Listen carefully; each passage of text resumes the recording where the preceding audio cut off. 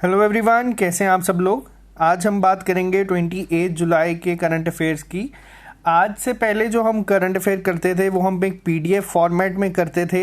उसके बाद हमने आज ही शाम को एक नए तरीके से करंट अफेयर किए थे जिसमें मैंने आपको स्लाइड में बताया था। आज ये तीसरे तरीके से मैं आपको बता रहा हूँ, हम करंट अफेयर कर रहे हैं जो मैं आपको बताता हूँ क्या इंपॉर्टेंट चीज़ें हैं जो आपसे एग्जाम में पूछी जा सकती हैं। तो आज मैं आपको एमसीक्यूज के फॉर्म में क्वेश्चंस को समझाऊंगा, जितनी इंपॉर्टेंट चीज़ें होंगी वो डिस्कस करेंगे। तो आपको ये बताना है कि आपको कौन से मेथड से पढ़ना है या कौन सी अप्रोच से पढ़ना है, हम उसी से ही चीज़ों को आगे कंटिन्यू करेंगे। तो ये है आपके 28 जुलाई 2020 के करंट अफेयर्स। इसी के साथ एक और चीज़ मैं आपको बता दूं, आप लोगों का जेकेएसएसबी पंचायत अकाउंट असिस्टेंट का जो मॉक टेस्ट 3 है वो होगा आपका 4 और 5 अगस्त को। तो आप लोग उसके लिए भी तैयारी शुरू कर दें।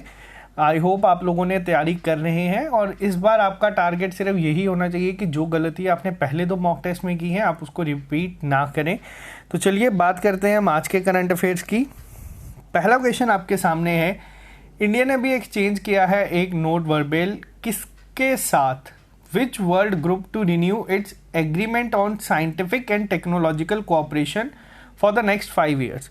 तो ये आपको मैं बता दूं, इंडिया ने किया है साइन यूरोपियन यूनियन के साथ। तो आपको यहाँ पे वर्ड का ध्यान रखना है, यूरोपियन यूनियन के साथ। अभी आपको पता है थोड़े टाइम पहले ही एक मीटिंग हुई थी जिसमें प्राइम मिनिस्टर नरेंद्र मोदी जी गए थे इंडिया की साइड से। European union summit 15th addition था ये।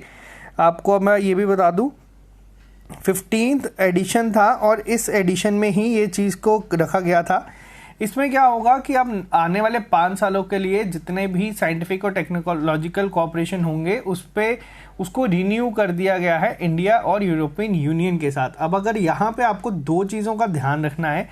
पहली, यूरोपियन काउंसिल के अगर आपसे पूछा जाए प्रेसिडेंट कौन है तो वो हैं आपके चार्ल्स मिकेल। और अगर आपसे पूछा जाए प्रेसिडेंट कौन है यूरोपियन कमीशन का तो उनका नाम है उर्सुला वॉन डेर लेyen। तो ये आपको कंफ्यूज नहीं होना है। जो चार्ल्स आपके हैं वो आपको मैं बता दूं वो कौन है, तो वो हैं आपके यूरोपियन काउंसिल के प्रेसिडेंट। और यूरोपियन कमीशन के अगर पूछा जाए तो वो हैं आपके उर्सुला वॉन डेर लेyen। तो नेक्स्ट की अगर मैं बात करूं आपसे, तो कर्नाटका कैबिनेट ने अभी अप्रूव किया है recently new industrial policy for 2020 to 25, जिसमें इन्होंने क्या कहा है कि कितने % शेयर जो होगा कंपनीज में वो under Karnataka digital economy mission होगा। तो ये आपको अब एग्जाम में डायरेक्ट इसी तरह से क्वेश्चन पूछे जाएंगे और इसी तरह से ही क्वेश्चन पूछे जाते हैं। तो कितना है ये जो अभी बेसिकली स्टार्ट किया है कर्नाटका ने, तो क्या टारगेट रखा गया है इसका? तो इसका टारगेट रखा गया है 49% शेयर जो होगा कंपनीज में वो कर्नाटका डिजिटल इकोनॉमी मिशन के तहत होगा।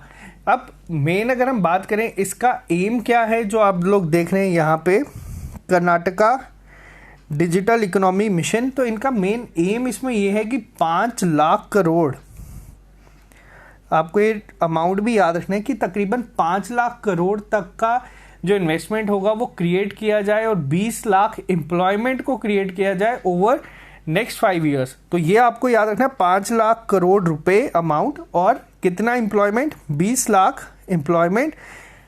इसी के साथ कितने % शेयर होगा जो डिजिटल इकोनॉमी मिशन के अंडर आएगा, तो वो होगा आपको 49%। नेक्स्ट की अगर मैं बात करूं आपसे, तो द चौक चौराहा road is renamed by the Lucknow municipal corporation in the memory of whom? तो एक आपको पता है लखनऊ में है चौक चौराहा, अगर आप कभी लखनऊ गए हैं तो आपको पता होगा ये किसके नाम पे चेंज करके रख दिया गया है। तो इसका आंसर है आपका लालजी टंडन जी। क्यों लालजी टंडन जी के लिए किया है? आपको मैंने बताया था ये गवर्नर थे कहाँ के, आप यहाँ पे लखनऊ देख के यूपी पे कंफ्यूज मत होना, ये थे मध्य प्रदेश के। काफ़ी समय से बीमार चल रहे थे तो इसीलिए यहाँ पे जो एमपी के गवर्नर थी वो कौन बनी थी? आनंदीबेन पटेल जी।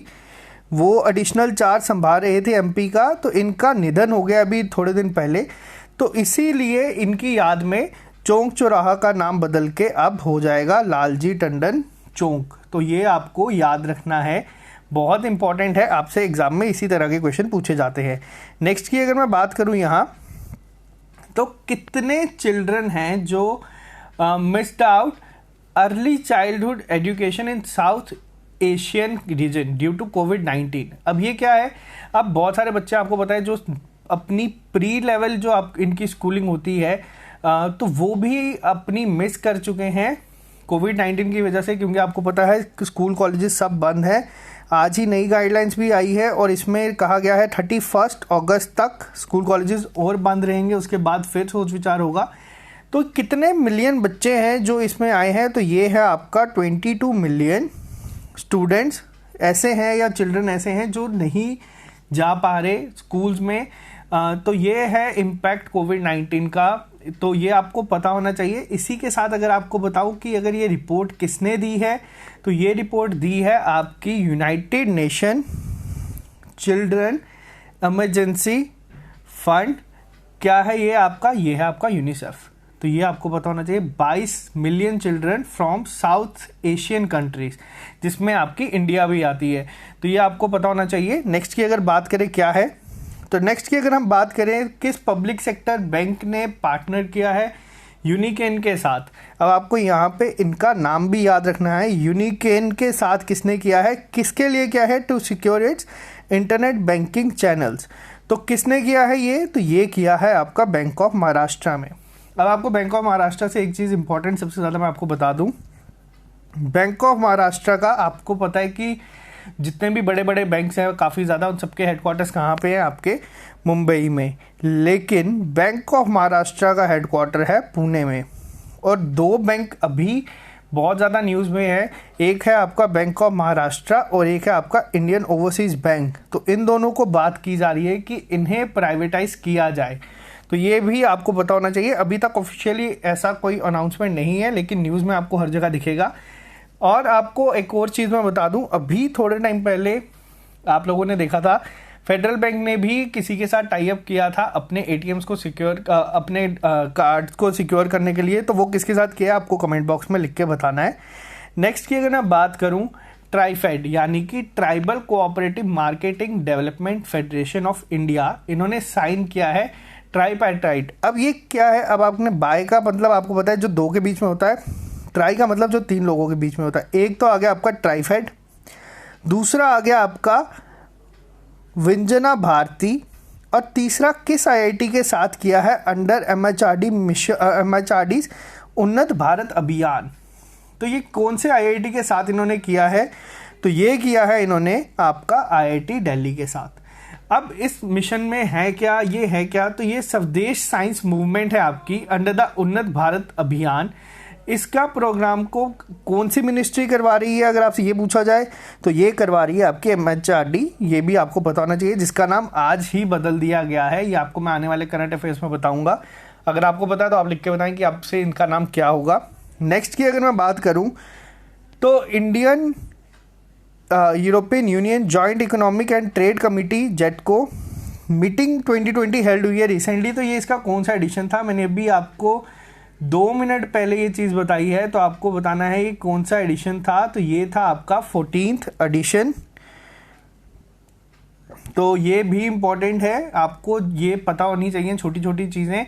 यूरोपियन यूनियन के बेसिकली अगर हम बात करें तो यहाँ पे इंडिया की तरफ से कौन गया था रिप्रेजेंट करने इस वाली ट्रेड कमेटी में, तो वो गए थे आपके पीयूष गोयल जी, जो कि अभी आपके कौन हैं, वो हैं आपके minister of commerce and industry. तो ये भी आपको पता होना चाहिए।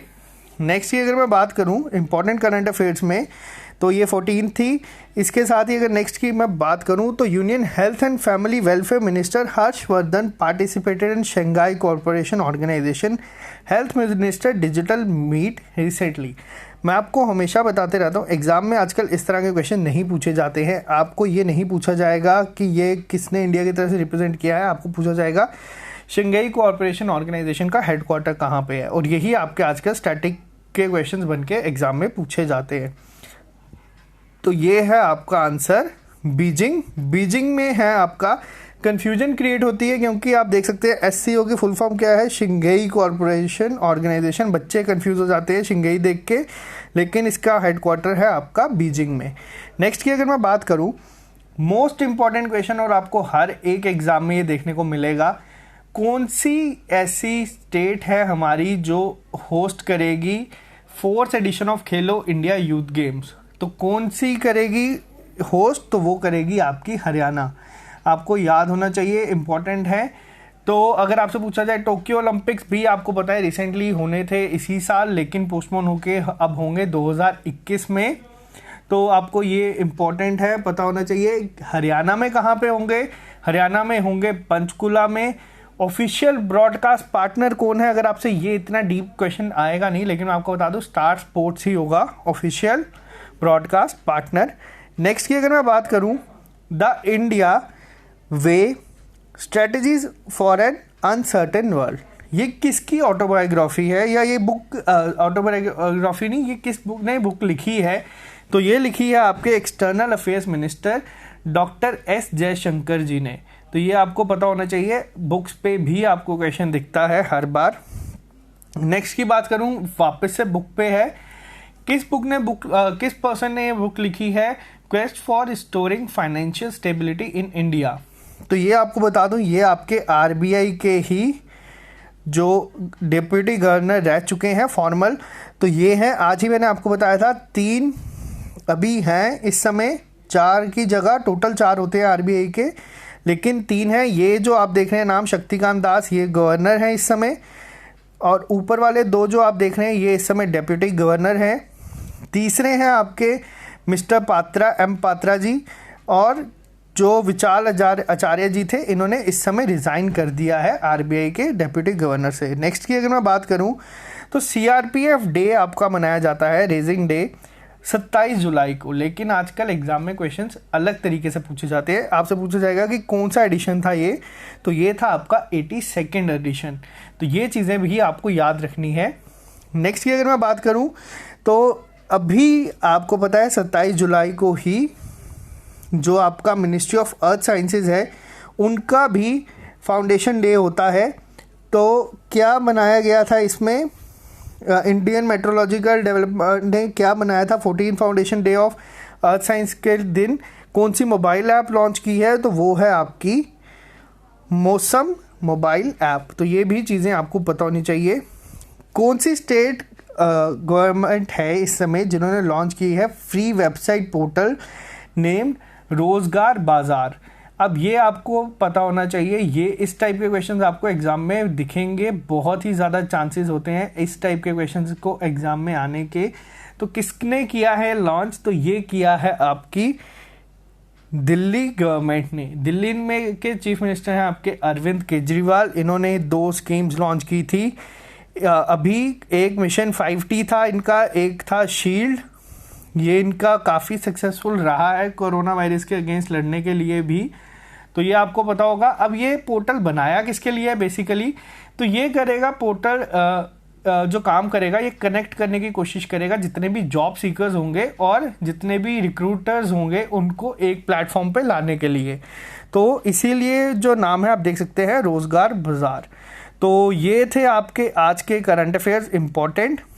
आई होप आप लोगों को ये, अगर ये इस तरीके से पढ़ना पसंद आया होगा तो आप कमेंट बॉक्स में लिख के बताएं, या आपको जिस भी तरीके से चीज़ें ज़्यादा समझ आ रही हैं, ज़्यादा याद रहेंगी, आप बता दें, हम उसी तरीके से चीज़ों को आगे कंटिन्यू करेंगे। तो आज के लिए सिर्फ इतना ही। तो जो लोग नए हैं वो चैनल को सब्सक्राइब कर लें, लाइक करें और शेयर करें। तो आज के लिए सिर्फ इतना ही। Okay guys.